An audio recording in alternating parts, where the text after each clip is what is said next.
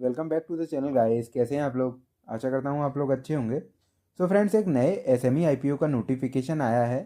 इस वीडियो के अंदर हम जानेंगे उसी एसएमई आईपीओ के बारे में, जानेंगे आईपीओ की इंपॉर्टेंट डिटेल्स के बारे में, क्या कंपनी करती है, क्या बनाती है, सारा कुछ जानेंगे इस वीडियो के अंदर। तो फ्रेंड्स प्लीज़ बने रहिएगा वीडियो में। तो जल्दी से स्टार्ट करते हैं हम हमारे वीडियो को। तो सबसे पहले मैं लगाता हूँ आईपीओ वाले स्क्रीन को, वहीं पर हम हमारे डिस्कशन को कंटिन्यू करेंगे फ्रेंड्स। तो फ्रेंड्स, ये हम लोग आ गए हमारे आईपीओ वाले स्क्रीन पे। बात करें आईपीओ के नाम की, तो आईपीओ का नाम है वोलर कार्स लिमिटेड। ये एक एसएमई आईपीओ है फ्रेंड्स। ये आईपीओ ओपन होगा 12 फरवरी को, क्लोज होगा 14 फरवरी के दिन। फेस वैल्यू रखा गया 10 रुपीज़ पर शेयर का। प्राइस बैंड आपको देखने को मिलेगा 85 से 90 रुपीज़ पर शेयर का। लॉट साइज रहेगा 1600 शेयर्स का।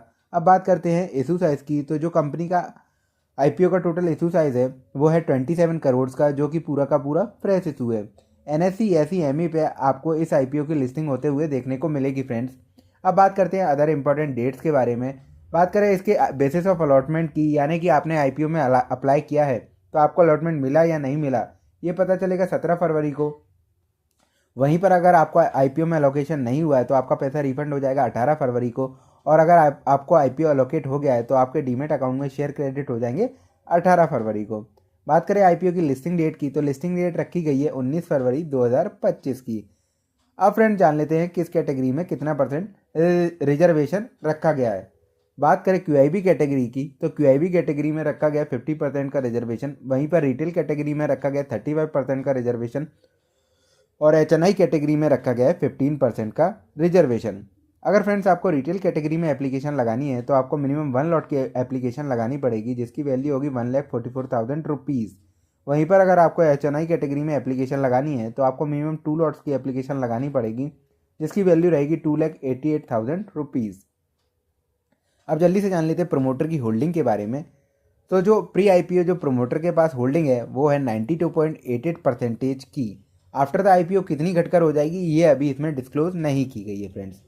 तो ये हो गई फ्रेंड्स कुछ आईपीओ की डिटेल्स के बारे में बात। अब कर लेते हैं कंपनी के बारे में बात। बात करें इस कंपनी की, तो कंपनी का जो इनकॉर्पोरेशन है वो हुआ था 2010 के अंदर। ये बेसिकली इंगेज है in the business of providing reliable and efficient employ transportation service to large MNC and corporate clients. यानी कि ये जो कॉरपोरेट या एमएनसी में जो क्लाइंट्स होते हैं या जो उनके एम्प्लॉयज़ होते हैं, उनको ये फ्रॉम होम टू ऑफिस और ऑफिस टू होम का ये सर्विस प्रोवाइड करती है for the purpose of transportation. यानी कि एम्प्लॉय को ट्रांसपोर्टेशन करने का काम करती है। ठीक है फ्रेंड्स, ये प्रोवाइड जो करती है वो 24/7 कस्टमर सर्विस प्रोवाइड करती है। And a fleet of over 2500 vehicles, यानी कि इन पर 2,500 व्हीकल्स इनके पास अवेलेबल हैं, including cars, SUV, electric vehicle, बस एंड टेम्पो ट्रैवलर्स। है ना फ्रेंड्स?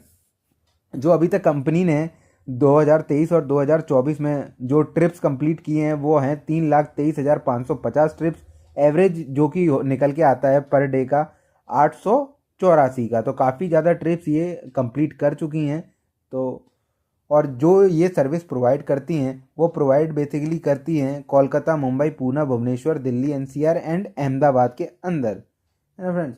तो जो बेसिकली ये डील कर रही है वो कॉरपोरेट्स और द एमएनसी कंपनीज़ के एम्प्लॉयज़ के साथ ही ये कंपनी डील कर रही है। बात करें अभी करेंटली जो कंपनी के पास एम्प्लॉय प्रेजेंट हैं वो हैं 774 एम्प्लॉयज़। सो ये फ्रेंड्स हो गई कंपनी के बारे में बात। आप जल्दी से जान लेते हैं कंपनी के फाइनेंशियल्स के बारे में। सो फ्रेंड्स, ये मैंने लगा लिए हैं कंपनी के फाइनेंशियल्स। जो भी आपको फिगर स्क्रीन पे दिख रहे हैं फ्रेंड्स वो सारे इन करोड्स हैं। तो सबसे पहले बात करें एसेट की, तो एसेट हमें रिड्यूस होते हुए दिख रहे हैं इन फ्रॉम 23 टू 24। है ना? 11 करोड़ अराउंड 12 करोड़ थे 2023 के अंदर, जो कि घटकर 11 करोड़ हो गए 2024 के अंदर। बात करें करेंट ईयर 30 सितंबर 2024 तक की, तो वो फिर से बढ़कर 18 करोड़ 33 लाख हो चुके हैं। बात करें रेवेन्यू की, तो 26 करोड़ 26.5 करोड़ से बढ़कर 31 करोड़ 45 लाख हो गया था ईयर ऑन ईयर बेसिस पे फ्रॉम 23 टू 24।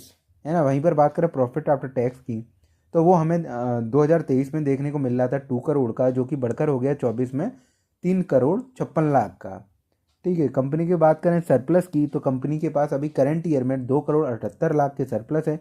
वहीं पर बात करें बोरोइंग्स की, तो 0.39% की कंपनी के पास बोरोइंग है फ्रेंड। अब जल्दी से जान लेते हैं अदर केपीआई इंडिकेटर के बारे में। सो फ्रेंड्स, जो अभी कंपनी का डेट टू इक्विटी रेशियो है वो है 0.37 का।